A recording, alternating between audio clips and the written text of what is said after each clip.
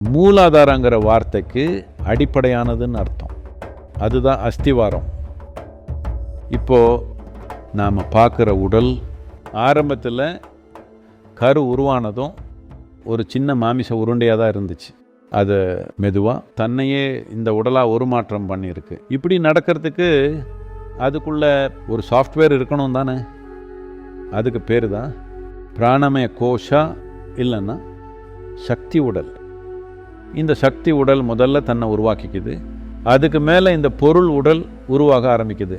பேருக்கு ஏற்ற மாதிரி இந்த சக்தி உடலில் அடிப்படையானது, ரொம்ப அடிப்படையானது மூலாதாரம். மூலாதாரம்னா ரொம்ப கீழே இருக்கிற சக்கரம்னு நினச்சி அதை மேம்படுத்துறது முக்கியம் இல்லைன்னு மக்கள் நினச்சிக்கிறாங்க. அது ஒரு அஸ்திவாரம். அஸ்திவாரத்தை பற்றி கவலைப்பட தேவையில்லைன்னு நினைக்கிறவங்க உண்மை எது, கற்பனை எதுன்னு தெரியாமல் வாழ்கிற முட்டாள் தானே. உங்கள் மூலாதாரம் ஸ்திரமாக இருந்தால் வாழ்க்கையோ மரணமோ நீங்களும் ஸ்திரமாக இருக்க முடியும். ஏன்னா உங்கள் அஸ்திவாரம் நல்லா இருக்குது.